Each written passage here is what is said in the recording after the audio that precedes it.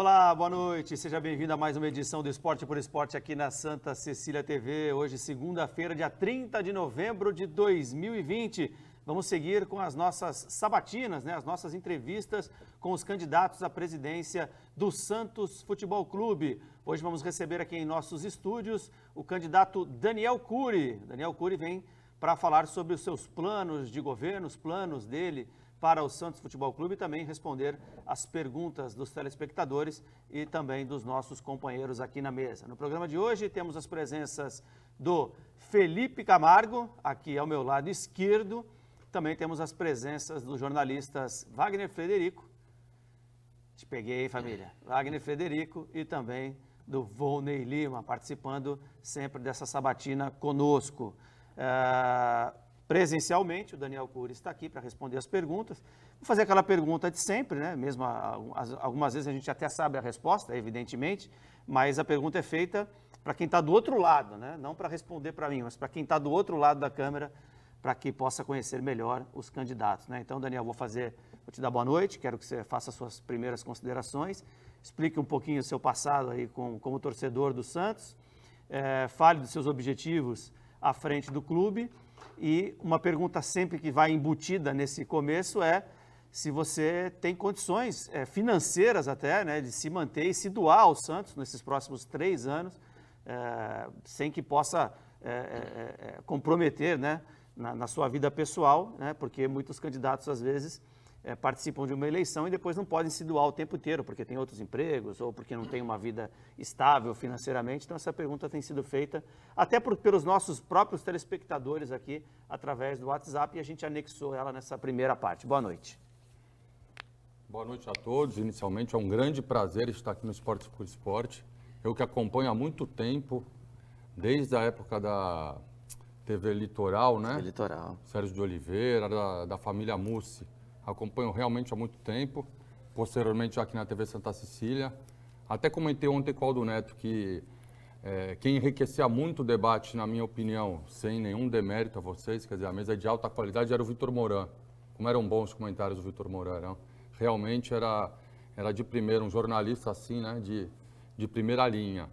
Aí já focando no nosso Santos Futebol Clube, eu tenho 42 anos de associação, sou sócio desde 78, tenho 48 anos de idade, tenho uma longa trajetória no Conselho Deliberativo, principalmente nesses últimos 6 anos, linha de frente do Conselho Deliberativo, eu posso afirmar.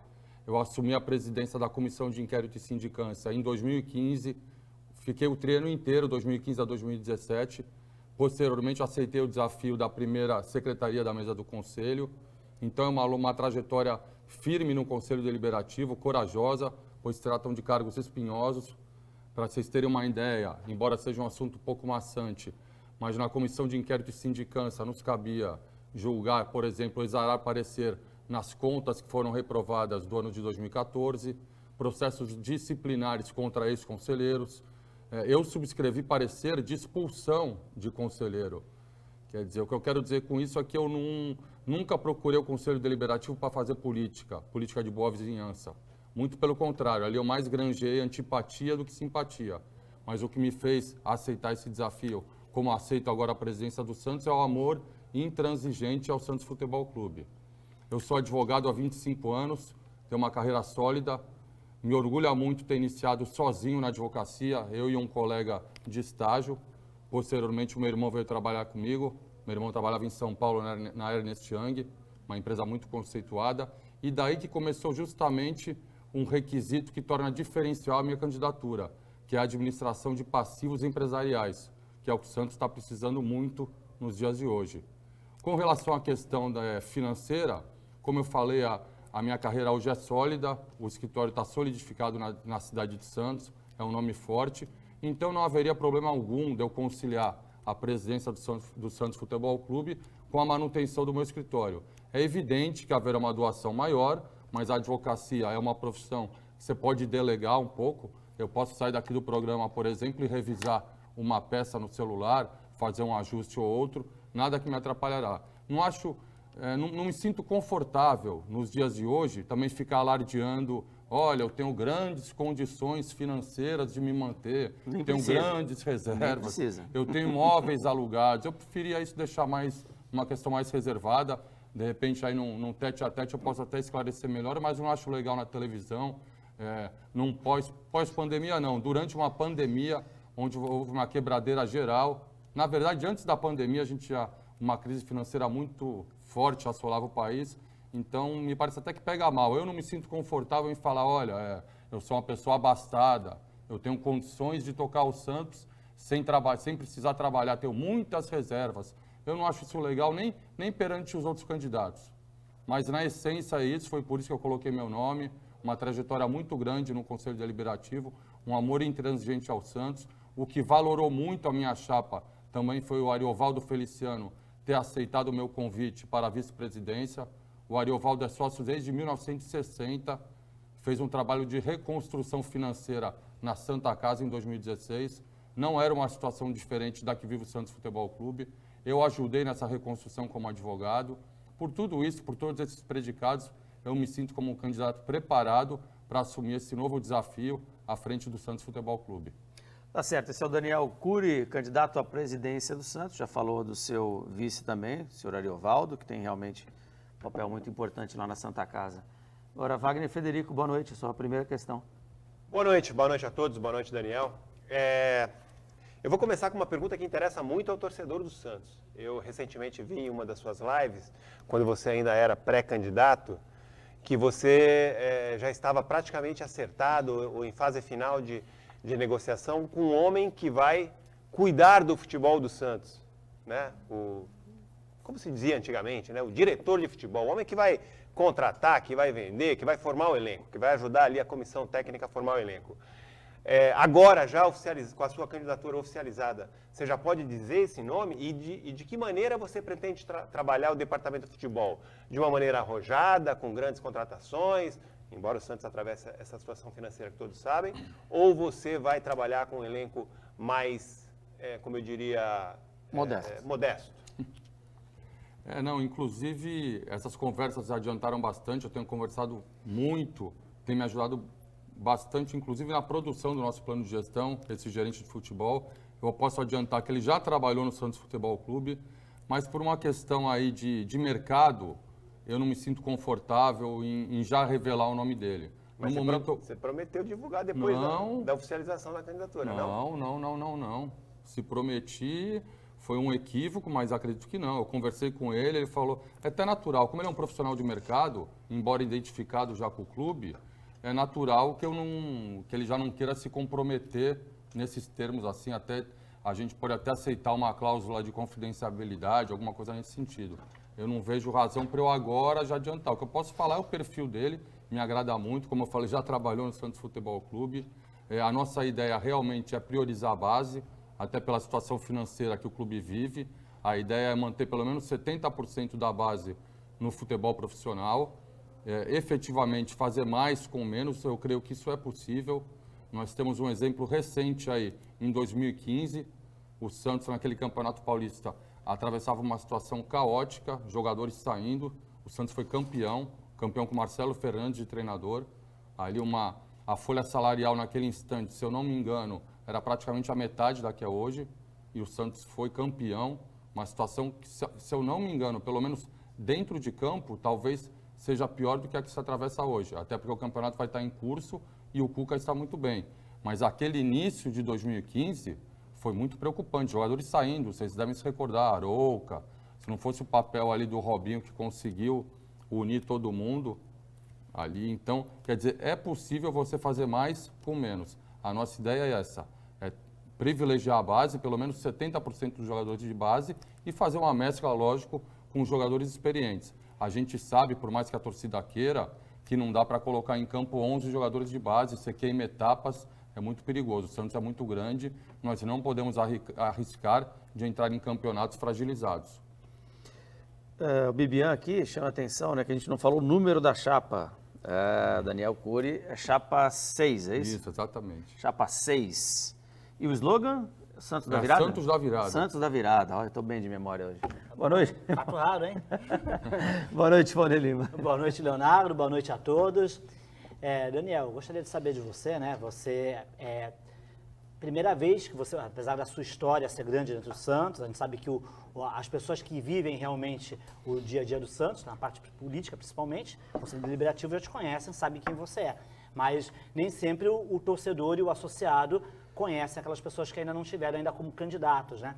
E você está pela primeira vez se lançando. Queria que você falasse um pouco da tua história política dentro do clube, nessas tuas últimas passagens, das últimas eleições, quais grupos que você apoiou, porque a gente vive num momento em que ninguém está satisfeito com o que vem acontecendo ao longo dos anos. E muita gente se decepcionando com um, com o outro, às vezes mudando de grupos. Conta um pouco da tua parte política nesses últimos anos, quem você apoiou, se você se arrepende, como que você vê esse momento que foram levando o Santos para essa situação horrível que vive hoje, né, nos bastidores aí. Sem dúvida, muito oportuna aí a pergunta, Vônia, agradeço a pergunta, muito oportuna. Na verdade, nós temos um grupo bem espontâneo, um grupo novo que nós estamos criando, né? Eu venho de 4 mandatos no Conselho Deliberativo, mas a linha de frente principal, a partir de 2015, como eu falei, na Comissão de Inquérito e Sindicância, eu fui conselheiro antes, eu perdi a reeleição ao Conselho no grupo do Marcelo Teixeira, naquela eleição, ali foi a polarização, vamos assim dizer, no Santos, né? Era Marcelo Teixeira Laor. Uma da coisa que me desagrada no Santos, às vezes, é as pessoas não esconderem onde estavam. Eu nunca, sabe, eu gosto assim da conversa reta, proba. Eu não devo nada para ninguém. Eu, na eleição de 2009, eu vesti a camisa do Marcelo Teixeira, que foi derrotado em todas as urnas. Mas não foi daqueles que trocou, né, no mesmo dia, não? Não, tanto é que eu estou falando aqui. Teve gente que fez isso, né? Eu vi. Eu não sabia desse detalhe. Inclusive, eu falo isso assim de cátedra e tranquilo, porque os meus amigos, a maioria dos meus amigos, talvez até pela minha idade, estavam na outra chapa. O pessoal fala, poxa, Daniel, mas são 10 anos de Marcelo, não adianta. E eu, santista roxo, doente, eu falo, gente, mas não dá pra gente arriscar. O Marcelo conhece todos os caminhos, a Federação Paulista, a Confederação Brasileira, construiu um patrimônio no clube, tem títulos, tem um currículo, né? 2002, 2004, o Bipaulista 2006, 2007, vice-libertadores, fez lá o CT, o patrimônio. Então eu fui com o Marcelo Teixeira naquela eleição, não escondo, mas assim, eu não sou alguém ligado vamos dizer, a partidos políticos que existem no clube. Assim, sempre fui e agora, principalmente, nós estamos criando um novo grupo, um grupo que nasceu espontaneamente. Eu ia fazer uma pergunta, mas eu vou deixar para a próxima rodada, porque senão eu vou passar a vez do Felipe Camargo. Desculpa, Felipe, boa noite para você. Imagina, boa noite. Qual câmera? Essa aqui? Aquela lá. Boa noite a todos. Aquela lá. Aquela? Aê, garotinho. Então tá bom, então boa noite. Daniel, prazer poder falar contigo de novo, né? Ontem estávamos juntos em Osasco, hoje aqui também. Eu queria entender um pouco mais em relação a essa questão que você respondeu até para o Wagner e que eu vi que está na sua proposta, né? No material que você e sua equipe produziram, né? Fazer menos com mais, ou fazer mais com menos. Né? Fazer menos com mais é o que tem feito. É o que tem feito. Mas nesse momento, um Santos que tem conseguido, com pouco que tem, produzir mais. Nós temos um ano atípico, nós não vamos terminar a competição ou as competições agora em dezembro. Então, provavelmente, se você for eleito presidente, você vai receber aí um superintendente de esportes, que foi contratado pelo Orlando Rolo, que é o Felipe Ximenes. Você vai ter uma comissão técnica que vem da gestão ainda José Carlos Pérez, né? E você tem um Santos que está totalmente travado, cheio de dívidas, não pode contratar, né? O que você oferece ao torcedor do Santos a partir do momento que você for eleito dentro desse processo do futebol? Você vai fazer mudanças? Você entende que mantém aí esse trabalho, se você acha que é um bom trabalho, né? A pessoa que hoje comanda o futebol, assim que você assumir, você já mudaria trazendo a sua pessoa de confiança? Eu queria que você falasse um pouco mais sobre a questão do futebol profissional. Obrigado, Felipe. Pergunta também muito oportuna. Olha, eu dei o exemplo até clássico aqui, o de 2015, que foi uma situação atípica. Mas aqui eu queria pontuar o principal diferencial da nossa chapa é a reconstrução da credibilidade do Santos Futebol Clube. Isso eu vejo o Santos com a autoestima muito rebaixada, o Santos de Pires na mão. E aí eu faço questão de registrar que eu não quero tecer qualquer crítica ao presidente antes em exercício, agora já legitimado, Orlando Rolo. Eu vejo que ele está numa situação aí de desespero, não deu nem para ele mostrar ainda os planos que ele teria, né? É uma situação atípica. Mas não me agrada, como estratégia de governo, de proposta, você ficar com o pires na mão, alardeando na imprensa, olha, nós não temos dinheiro, realmente não temos dinheiro, a situação é desesperadora. Eu acho muito importante você resgatar a credibilidade perante o mercado. Você chamar os credores para conversar, olho no olho, administrar as dívidas. É preciso fazer uma profunda auditoria nas contas do Santos, saber o que deve, renegociar. A partir do momento que você cria credibilidade no mercado, você fortalece a marca, novos jogadores virão. Mas já não se sabe, Daniel, o que está se devendo? O clube não está sendo aberto para vocês desse comitê de transição? Vocês já estão sabendo mais ou menos o que se deve no clube ou não? Veja, Felipe, uma coisa, não estou falando que estão sendo negados fatos, né? Mas uma coisa é você mexer, você ter palpável as dívidas, você poder renegociar com as pessoas, eu acho que é diferente, eu acredito não, eu tenho aí a firme convicção que é bem diferente de você simplesmente receber informações. Você vai ser um novo gestor, você tem essa vantagem, aí talvez a vantagem não seja só minha, mas também dos outros. A partir do momento que assume uma nova pessoa, e daí vem aí, a gente tem esse handicap desse histórico de saber conduzir dívidas, você leva uma grande vantagem. Não sei se respondi exatamente isso, mas então voltando ao futebol, me agrada sim o trabalho do Cuca, tem me agradado bastante.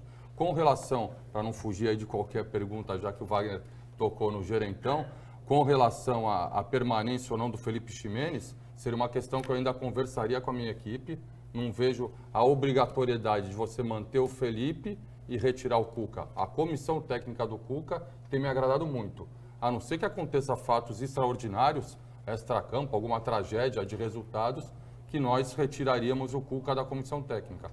E, em princípio, andando como está andando, o Cuca seria mantido. O mesmo eu não digo com relação ao Felipe Ximenes, que hoje manda no futebol, que é uma pessoa que preciso conhecer bem, e como eu venho falando, eu tenho conversado bastante, apalavrado já com outro gerente de futebol que trabalhou no Santos, que me agrada mais do que o Felipe. Em princípio, quero conhecer um pouco mais o trabalho do Felipe Ximenes ainda. Daniel, imagino que não só você, mas todos os outros que vieram aqui também falaram sobre planos desse tipo, né? De ter um gerente de futebol, da sua confiança e tal.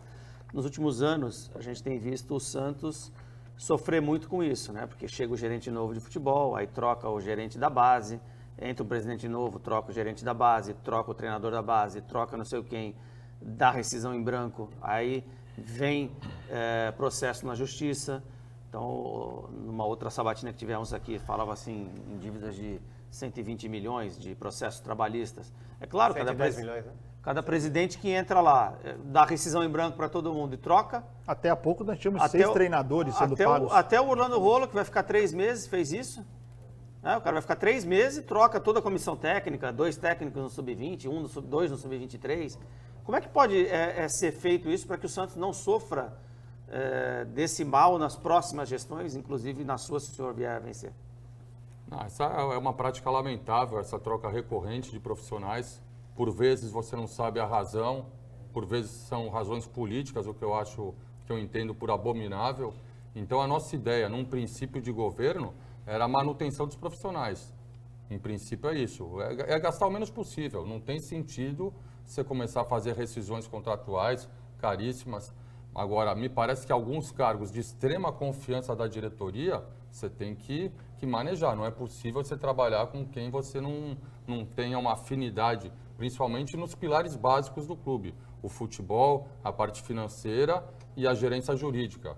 Eu vejo esses 3 pilares, aí é de confiança do presidente. Isso não quer dizer necessariamente que eu vá trocá-los.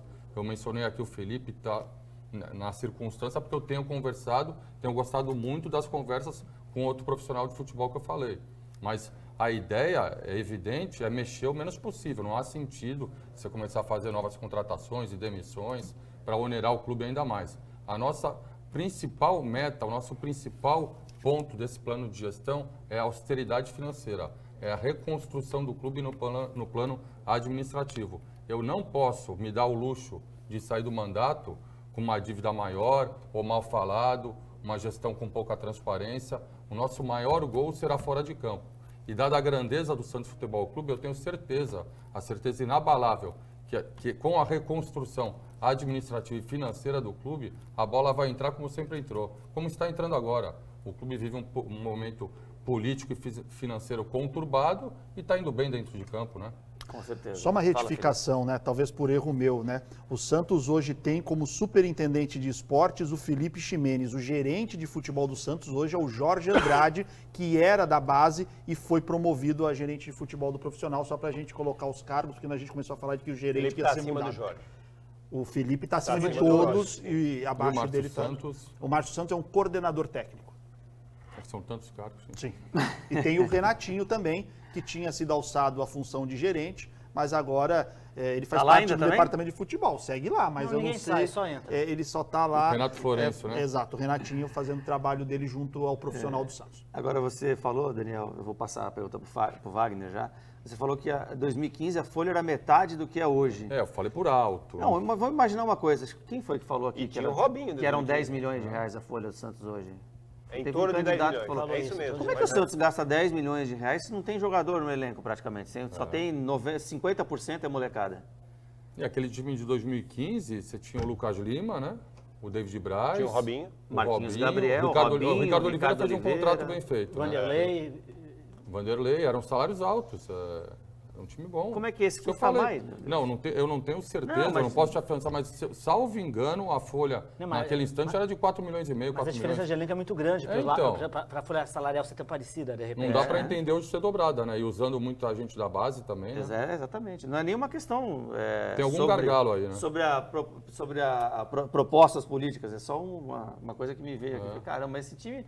A gente vive dizendo que não tem ninguém, que tem que ter a molecada e não sei o quê. Então, quem é que ganha esse dinheiro todo, né, dentro do elenco principal do Santos? Fala, Wagner, sua pergunta. Daniel, essa semana a gente teve uma grande polêmica em torno do tal voto virtual, né? Os candidatos querem, outros não querem. Dois candidatos de São Paulo, posso até dizer o nome aqui, porque eles gravaram lives publicamente, né? O Fernando Silva e o Ricardo Agostinho gravaram lives dizendo que havia um risco de golpe no Santos, que os candidatos ligados a Santos não gostariam de que o voto virtual fosse utilizado nesta eleição. E eu te pergunto, então, como representante, né, de Santos, você é um dos candidatos aqui sediados em Santos, você é contra o voto virtual? Se é porque, mas eu não digo o voto virtual em si, para essas eleições especificamente. E pode falar também a respeito do cadastro, né? Porque parece de novo um relatório da empresa que auditou o Santos, o cadastro do Santos, e há muita gente criticando, né? Dizendo que não é confiável. Wagner, foi muito importante também ter tocado nesse assunto. Eu acabei de responder numa live agora. É impressionante a quantidade de fake news que esses dois candidatos de São Paulo têm soltado por aí, pelo menos com relação à minha candidatura. Eu sempre fui favorável ao voto online, está aqui escrito no plano de gestão. Sou favorável ao voto online. Quer dizer, em momento algum, não sei de onde eles tiraram isso. Eles querem criar factoides. Porque Santos, e até de uma maneira jocosa. Na live que eu fui era um pessoal de São Paulo, assim, dando um ar provinciano. Vocês querem manter um curral, aí alguma coisa nesse sentido. Eu não entendi bem. Aliás, a gente deu um exemplo aqui de 2009, que as eleições presenciais foram vencidas por uma candidatura basicamente da capital. O vice era aqui de Santos, mas a candidatura era Resgate, do Laor, do próprio Fernando Silva. Então, em momento algum, eu fui contra o voto online, sou favorável. Aliás, eu dei um exemplo até, o meu pai tem 81 anos, meu pai é sócio do Santos Futebol Clube desde 49. Quando eu falei que ia ser candidato, ele chorou de emoção, falou, poxa, eu vou votar em você, Daniel. Mas ele já me adiantou, Daniel, se for presencial, e eu também não, eu e meus irmãos, talvez não queiramos que ele vá à Vila Belmiro votar presencialmente. É um risco. A pandemia está aí. Então, eu sou totalmente favorável ao voto online. Agora, o que veio do cadastro é realmente muito preocupante. As inconsistências que chegaram... Mas em percentual, a inconsistência é muito grande? Chega a metade do cadastro, por exemplo, mais ou menos? Me parece que chega a metade, uma coisa de 80% do cadastro. E se falou em invasões do sistema.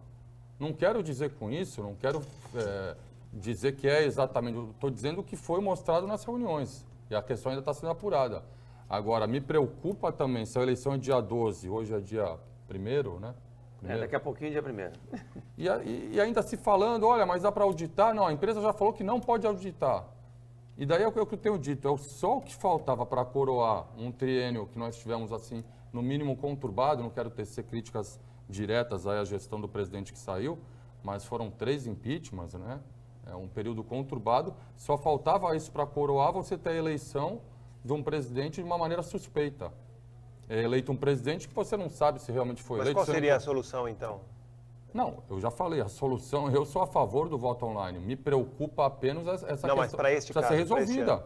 Eu acredito que precisa ser resolvida. Eu preciso ver se é auditado. Se me falarem, se a empresa falar que realmente é confiável, é auditável, nós temos que confiar. Tira uma... Reunir os outros candidatos. O que me preocupa é você ter uma insegurança de resultados no pleito. Isso, para mim, é preocupante. Tenho certeza que para todo associado do Santos Futebol Clube é muito preocupante. Mas essa insegurança já existe, né? Normalmente, quem ganhar vai dizer que o cadastro estava bom e quem perder vai reclamar do cadastro, né? Você já prevê isso lá na frente, né? Em forma presencial? Não, se tiver o voto online.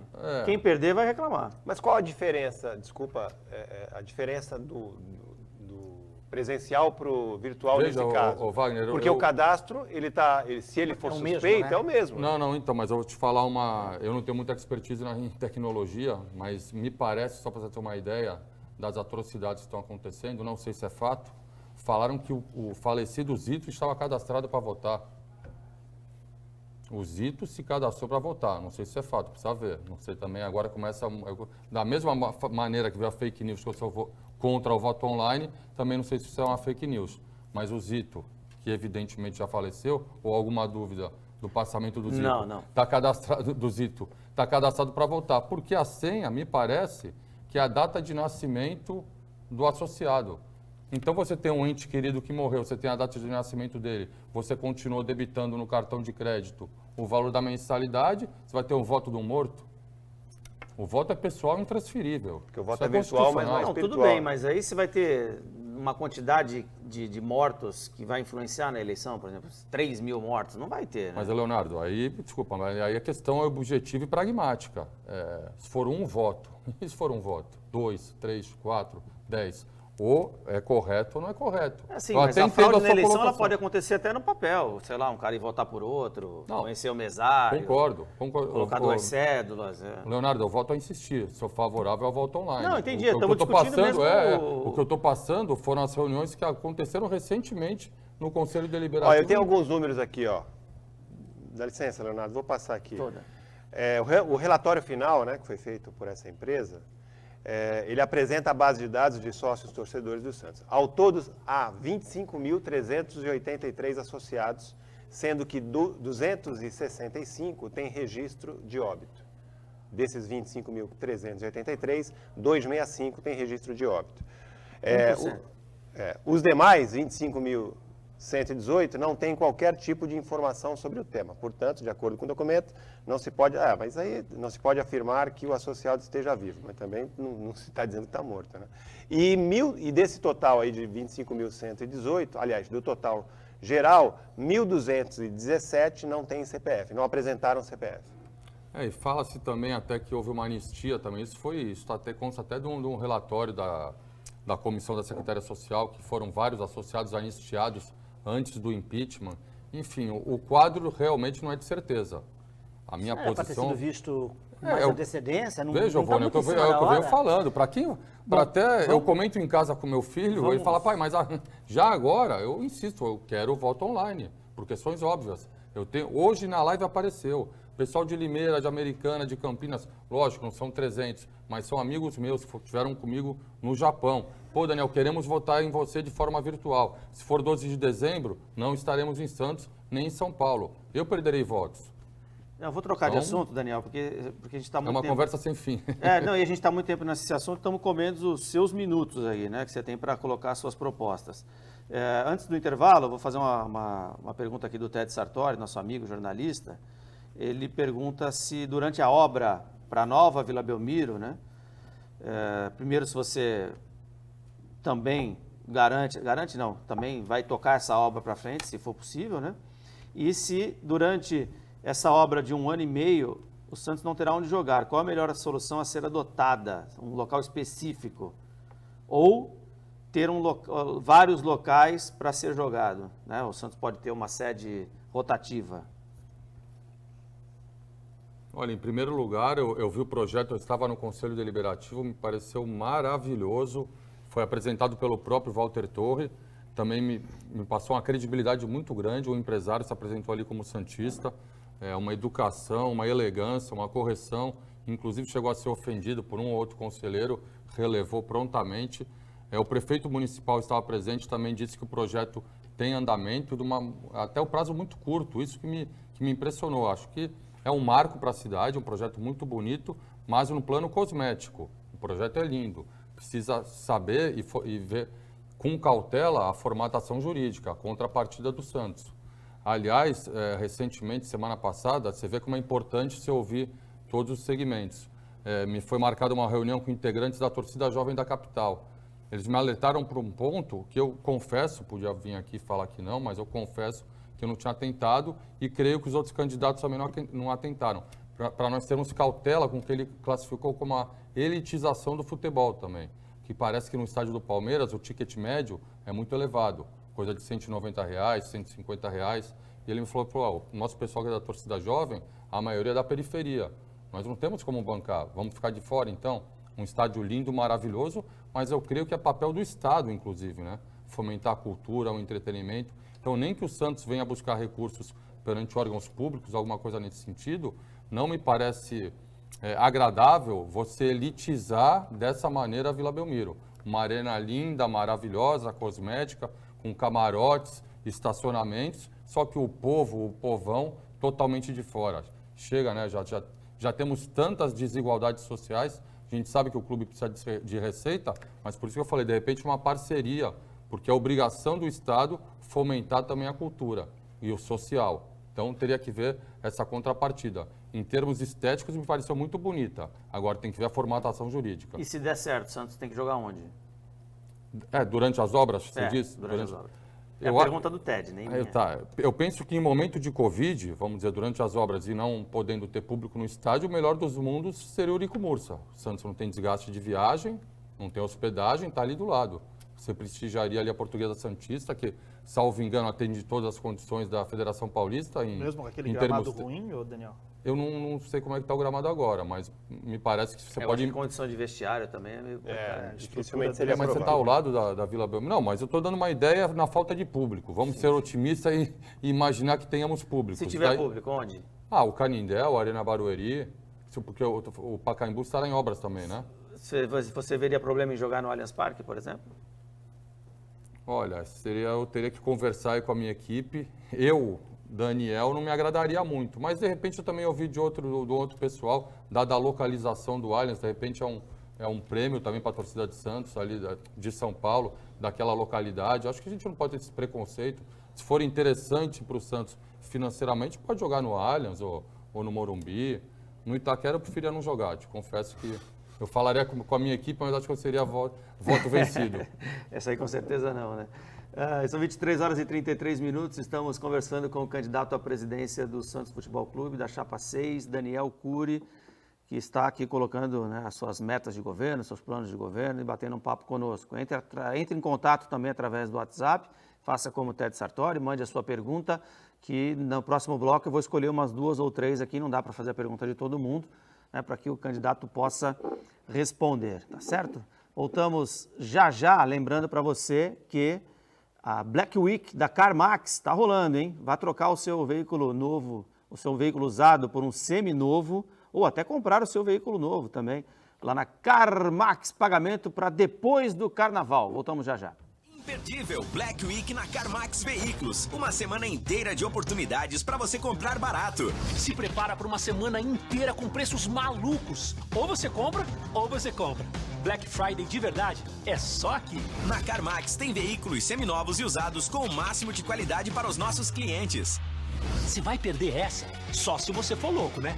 Entre no site e confira. Compre agora e a primeira parcela é só após o carnaval. Black Week é na CarMax Veículos. Tá imperdível. Estamos de volta com Esporte por Esporte, com a nossa sabatina, com o candidato à presidência do Santos Futebol Clube, Daniel Cury, Chapa 6, Santos da Virada. Lembrando que este programa sempre tem o patrocínio da Blue Med, né, o plano de saúde que mais cresce no Brasil, e também dos sucos Maratá. Você conhece os sucos Maratá? É o maior percentual de fruta do mercado, hein? Sucos Maratá, melhor não há. Sucos Maratá, maior percentual de fruta no mercado, você encontra no Suco Maratá, diversos sabores e com a melhor qualidade. Você encontra o Suco Maratá aqui na Baixada Santista, nas lojas do Atacadão, Açaí, Rede Litoral, Rede Crio e também no distribuidor Nordestão. Suco é Maratá, Suco Maratá, melhor que há. Na ordem, quem era agora? É Minha você, vez, né? Então vai. Tô jogando assim à toa por quê? Então Eu vai, já tô você. pressionando, né? Daniel, você sabe muito bem, você já falou aí que por vários anos está no Conselho já Deliberativo, a importância e a força que tem o Conselho dentro do Santos. Às vezes quem está de fora não tem ideia e você vive bem isso. E teremos a composição, teoricamente, por serem 6 chapas, talvez muito mista, né? No mínimo, talvez 3 chapas ali com representantes, fora aqueles que já são os conselheiros efetivos. Então, você vai ter muito heterogêneo, provavelmente, esse conselho. A importância de um presidente, quando vence uma eleição, de saber, no bom sentido, não no sentido ruim, a articulação e até trabalhar, já que ele é eleito presidente primeiro do que o presidente do conselho, até em prol de um nome que seja alinhado não só politicamente com você, mas com um conselho inteiro, para que facilite a vida, para que as pautas andem, para que não fique travado e a diretoria executiva não perca muito tempo com relação a isso, que você sabe, isso pode ser um problema. Sem dúvida.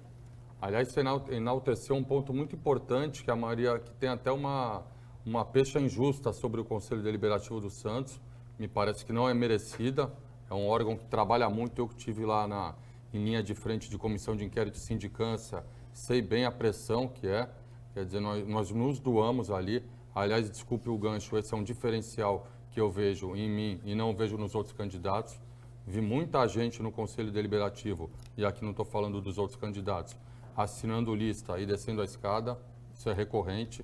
E em comissão de inquérito e sindicância, você tem que exarar parecer, você tem que estar sempre lá analisando os processos, analisando defesa de ex-conselheiro para ser punido, pessoas que você encontra pela cidade. Mesa do conselho também, tem reunião toda semana. Quando é assembleia, você chega às 18, sai às 1 da manhã. Então, é um órgão fiscalizador. Na verdade, eu vejo o presidente do conselho, no plano institucional, com maior importância do que o presidente do comitê de gestão, porque o maior representante do associado é o Conselho Deliberativo. Então, é realmente um órgão muito importante, que a gente tem que ter um carinho especial, uma atenção especial, e a obrigação do presidente da executiva dialogar a todo instante com o Conselho Deliberativo. E daí o ponto que você tocou importante, nós já temos alguns nomes, em eventual vitória nossa, para indicar, para concorrer na cabeça da chapa da mesa do Conselho, isso é muito importante. Foi um defeito que eu vi, um defeito político, vi ali pessoalmente na gestão passada do presidente Pérez, ele pegou ali uma certa rixa com o Conselho Deliberativo, não soube tocar aquilo politicamente de uma melhor maneira, a todo instante ele vinha e reclamava e não comparecia às intimações, as notificações para comparecer nas reuniões. Eu penso que ele conduziu mal essa questão. Sem entrar no mérito a gente sabe, às vezes, foi uma eleição acirrada, né?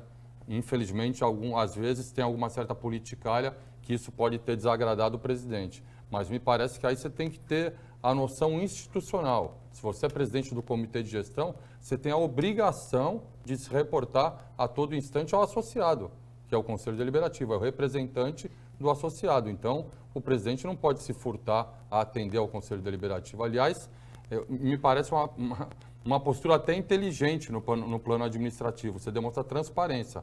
Eu, na minha gestão, vou estar o tempo inteirinho me reportando ao Conselho Deliberativo. Qualquer dificuldade, olha, está aqui. Aqui, olha, isso aconteceu esse problema, a nossa receita é essa, a nossa despesa é essa. Você divide responsabilidade, você mostra para o sócio o que está acontecendo. Eu penso que esse foi um erro político do presidente Pérez, imagino até se ele fizer um meia-culpa, ele se arrependa, se pudesse voltar atrás, ele agiria de outra maneira. Ô Daniel, os últimos conselhos gestores, né, a gente percebeu uma dificuldade dos presidentes em lidar com a opinião contrária, né? E aí ou os conselheiros se demitiram ou foram demitidos para que se colocassem no lugar pessoas para concordar com o presidente. Você está preparado, sendo presidente, para ouvir um não, por exemplo? Eu quero contratar o Felipão, e o conselho falar não na votação. Você está preparado para aguentar isso sem trocar o conselho? Ou, de repente, vai fazer como os outros presidentes que acabaram fazendo essas trocas? De forma alguma. Você diz no comitê de gestão, né? No comitê de gestão, é. E hoje é importante dizer que há um regimento interno em plena vigência, que as atas do comitê de gestão devem ser apresentadas ao Conselho Deliberativo. Eu penso que isso faz parte. Você tem que saber escolher, não deve ser fácil. Todo mundo reclama, né? Porque além do vice são 7 gestores. Eu falei da comissão de inquérito em sindicância. Para a gente conseguir marcar uma reunião, eu era o presidente mais 4 membros, era uma dificuldade enorme. Eu não posso. Eu fico imaginando como deve ser a reunião do Comitê de Gestão do Santos, você conseguir, você, o vice e mais 7. Eu cheguei a ver algumas atas que eram feitas por WhatsApp, aplicativo de WhatsApp. Concorda, não concorda? Enfim, mas eu não me agrada, eu vejo muito isso também, essa reclamação o tempo inteiro, a prática de lamúrias no Santos. O nosso estatuto é ruim, o estatuto é engessado. Vamos parar com isso, trabalhar com o estatuto que está em vigor. É isso que tem que enfrentar e é assim que vamos ter que trabalhar. Se um for não vai contra, haver mudança no estatuto na sua gestão? Em princípio, não. No nosso plano de gestão tem várias ideias, várias propostas para os nossos conselheiros, mas não será uma coisa imediata. A gente sabe que esse é um processo longo, eu conheço bem ali, eu tenho certeza que no primeiro ano não haverá mudança estatutária. Você vai nomear uma comissão de estatuto que receberá propostas, isso é coisa para 1 ano e meio, 2 anos no mínimo. Uma coisa que eu te adianto e não me agrada, o presidente Rolo agora está enfrentando essa dificuldade, é essa trava dos últimos 90 dias.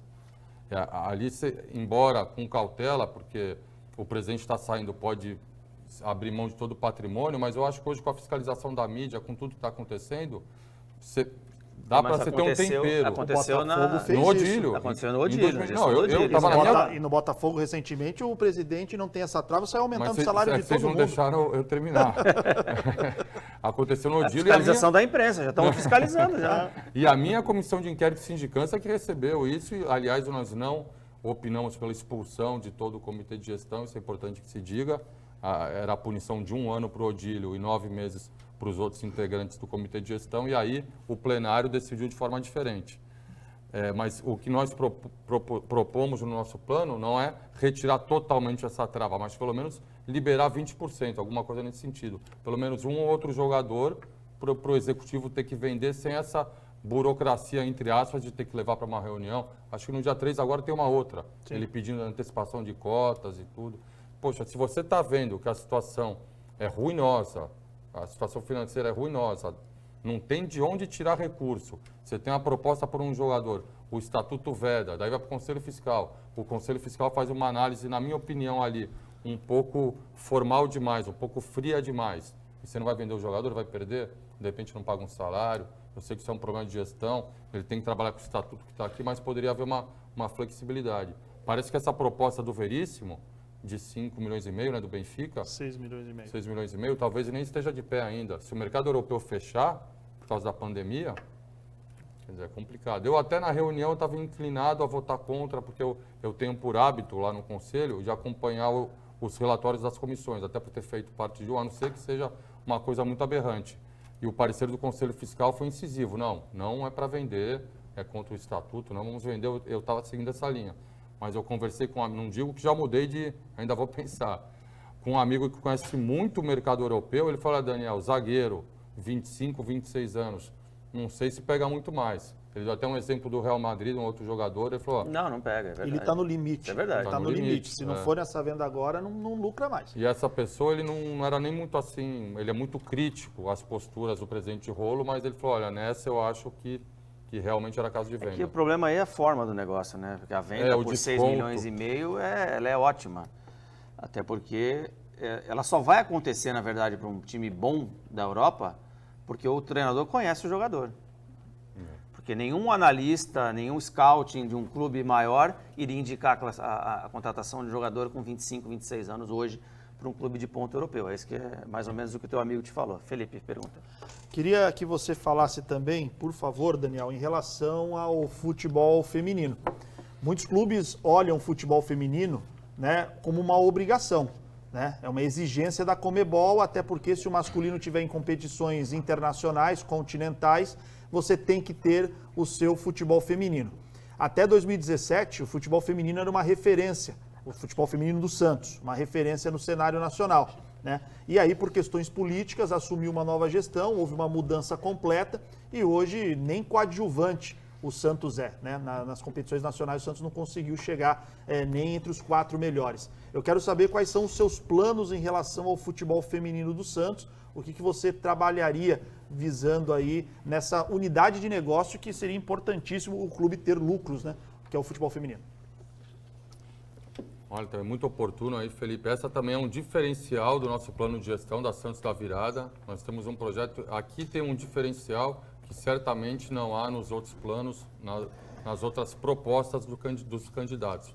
Nós já temos alinhavada uma parceria com a Santa Casa de Santos, óbvio que não está formalizada, porque ainda não somos os representantes legais do Santos Futebol Clube e talvez essa questão também tenha que passar ainda por alguma questão mais burocrática na própria Irmandade Santa Casa, mas aquele campo da Abrescas que fica estrategicamente ao lado do CT Rei Pelé, na nossa intenção seria ali construído um centro de treinamento exclusivo para sereias da Vila.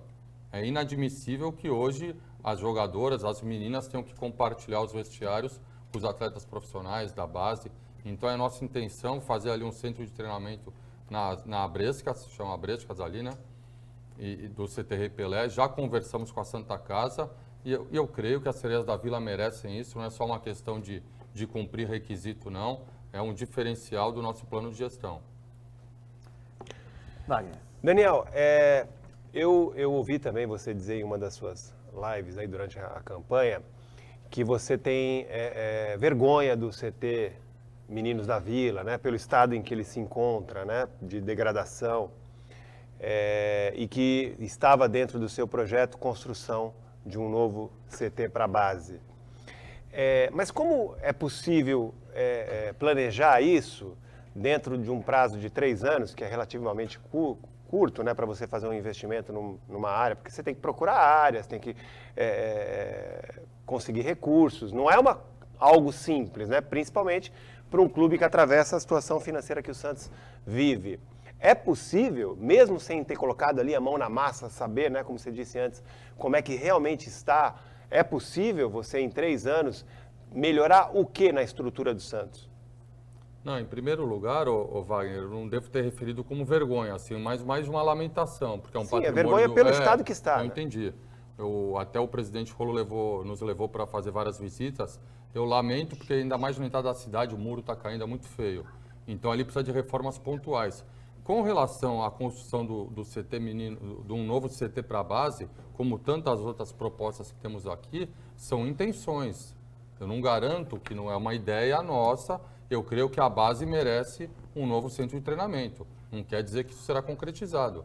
Ainda mais diante de uma situação financeira que nós vivemos, assim, de uma total algazarra que a gente pretende arrumar a casa.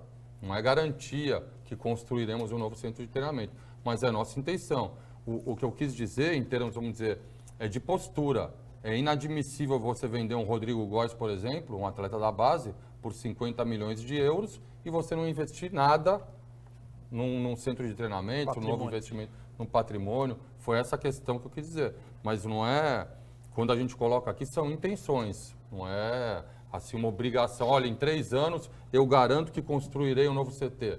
A gente vai procurar as áreas. Tem áreas na Praia Grande, em Cubatão, que tem um preço menor. Aqui em Santos, a gente sabe que é difícil. O valor do metro quadrado é muito alto.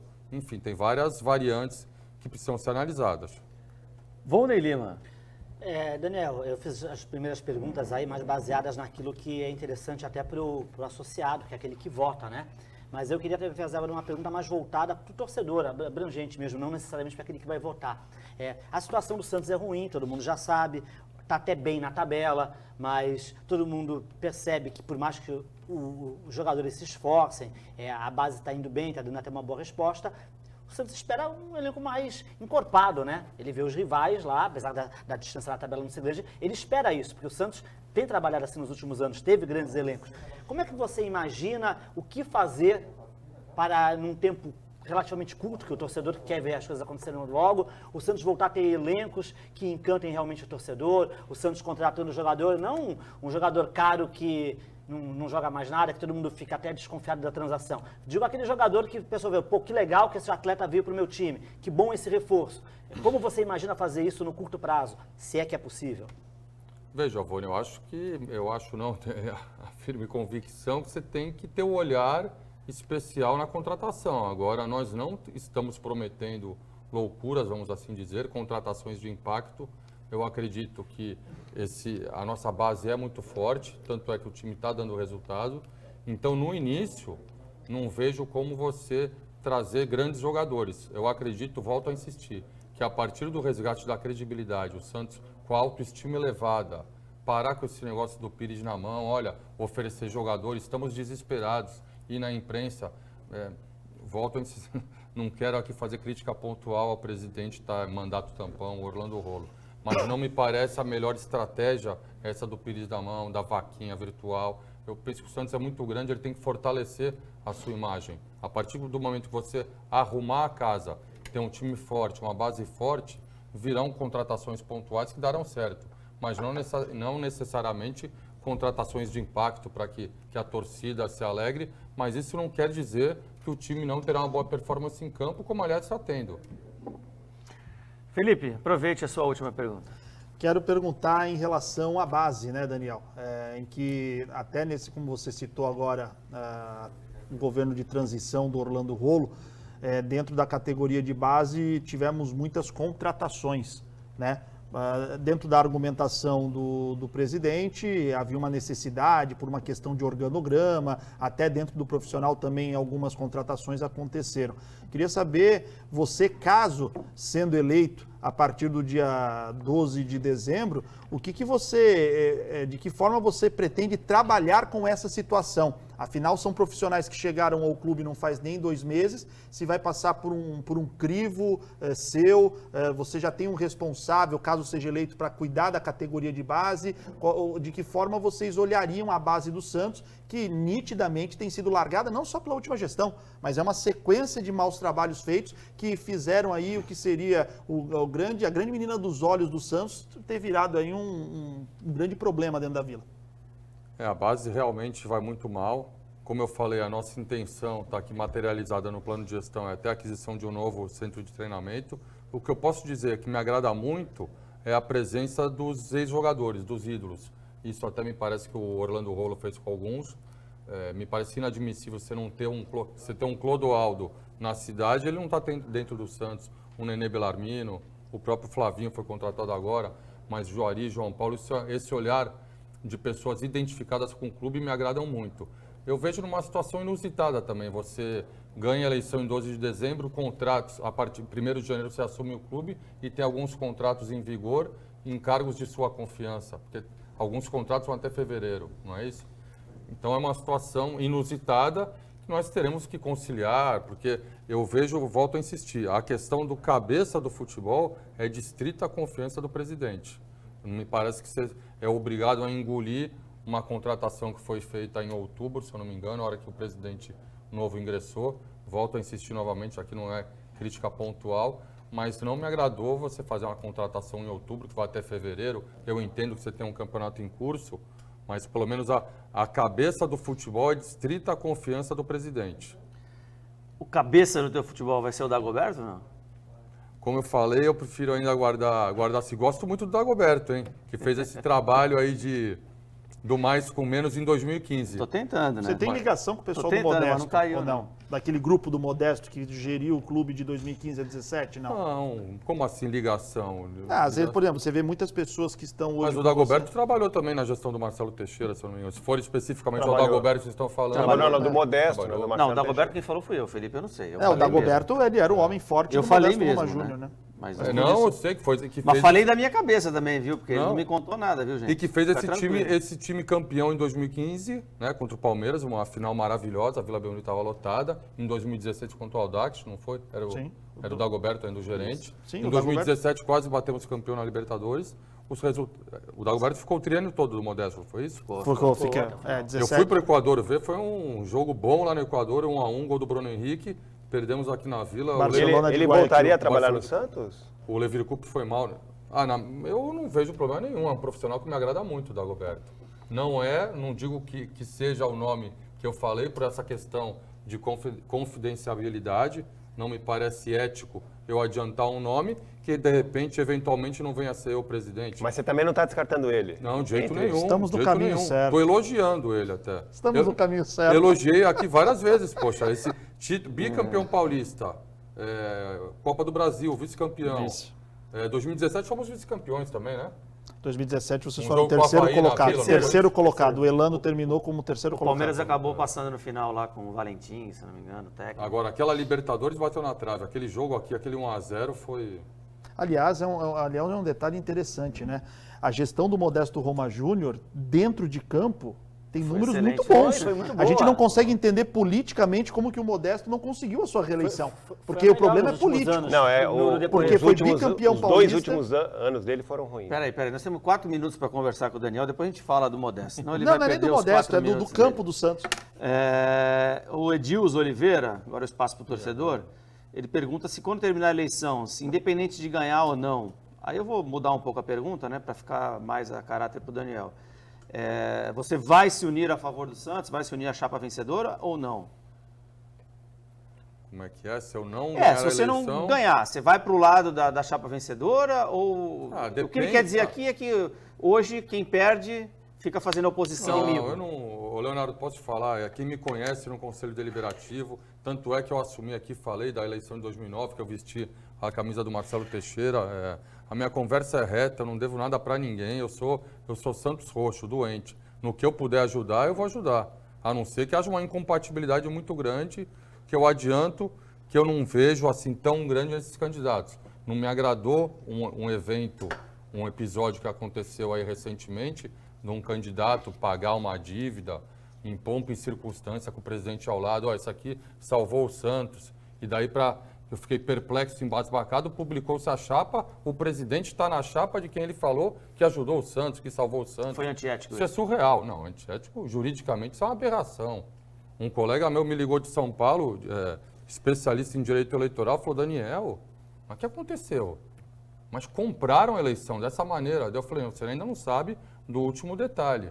O presidente que apresentou o Salvador da Pátria está na chapa do candidato. Então, foi uma atrocidade. Eu entrei nesse ponto, mas volto a insistir. Caso for vencedor, quem for o vencedor, se é que ele vai estar nas urnas, porque essa questão é muito grave, já se fala em impugnação nas cercanias da Vila Belmiro. Aí não é nem uma questão pessoal de ganhar ou não ganhar a eleição, é pela paridade de armas. Impugnação por parte de quem? De outros? Qualquer associado tem legitimidade para impugnar. Isso não é justo. Não é Mas você, Cadê o seu grupo, equilíbrio? pretende fazer isso? Não, eu ainda não refleti sobre isso. Mas eu, como associado, eu quero ver uma eleição equilibrada, né? Vocês não vão receber aqui todos os candidatos? Não Vamos. Sim. Com o mesmo tempo, inclusive. precisa falar mais nada, né? Aí você Ou pega um e fala aqui, ó, isso aqui, olha, salvou o Santos. Uma dívida que ele apareceu numa live, no blog Sou Santista. Pode pesquisar. Eu vi na live. Olha, eu fui lá para o Hamburgo, a gente fez uma maneira discreta, eu e Walter Schalka, uma maneira escondida. Você vê que às vezes o negócio é escondido. Dinheiro de terceiro, meu dinheiro. Quem é que é sócio do clube? Vocês são sócios do clube? Quem é sócio do clube é dono do dinheiro. Como é que você vai fazer uma transação escondida com o dinheiro do clube? E depois é anunciado com pompa e circunstância como o salvador da pátria. Então vamos lá, a última pergunta aqui, para dar 1h, meia-noite e 2, meia-noite e 3 ali, mais ou menos, é o horário do Daniel Cury. Aliás, eu falei o mesmo horário para todos, mas às vezes passa, né? 1 minuto antes, 1 minuto depois, aí não tem como controlar também, né? Referente aos problemas da FIFA, como você resolverá isso se entrar como novo presidente? Aporte de empresário, patrocinador, o que será feito? Veja, Leonardo, você tem que enfrentar. A partir de janeiro você já tem as condições estatutárias de antecipar alguns recebíveis e também até, eventualmente, não é nossa intenção mas vender algum jogador, pode de repente entrar até uma receita extraordinária, um mecanismo de solidariedade. Em último caso, caso não venham investimentos, patrocínios, parceiros, você pode recorrer ao mercado financeiro, que aliás é outra falácia, outra balela que esse mesmo grupo apregoa por aí. O Santos está com a porta fechada para os bancos, só nós temos a chave. São sempre os salvadores da pátria. Isso é mentira. O mercado financeiro tem portas abertas para o Santos Futebol Clube, sim. Ainda mais se tiver um presidente com credibilidade, como é o caso da nossa chapa, eu com o Ariovaldo na vice-presidência. Como que um banco vai fechar as portas do Santos? Por quê? Por qual razão? Não entendo, só esse grupo, os salvadores da pátria, tem a chave do... Candidato, te dou mais um minuto agora para suas palavras finais, fazer um apelo aí, se quiser. Não, eu queria me dirigir ao associado, aí desculpa aí se eu invadi o horário, mas enaltecer que a nossa chapa é uma candidatura nova, espontânea, não pertence a nenhum grupo político da velha política do Santos Futebol Clube e principalmente enaltecer e registrar a nossa expertise pública, reconhecida e induvidosa na administração de passivos empresariais. Nós temos um case de sucesso verdadeiro, aqui não tem falácia. O que foi feito na Santa Casa de Santos em 2016, a situação financeira ali era de terra arrasada, as portas fechando. Hoje o hospital é superavitário, é um modelo de gestão no estado de São Paulo e no Brasil. A situação do Santos Futebol Clube não é muito diferente. E lá na Santa Casa, eu e o Ariovaldo Feliciano reconstruímos o hospital, com a ajuda evidente de toda uma equipe. Ninguém faz nada sozinho. Então, nessa toada, o nosso plano de gestão está aqui, muito bem elaborado, arquitetado.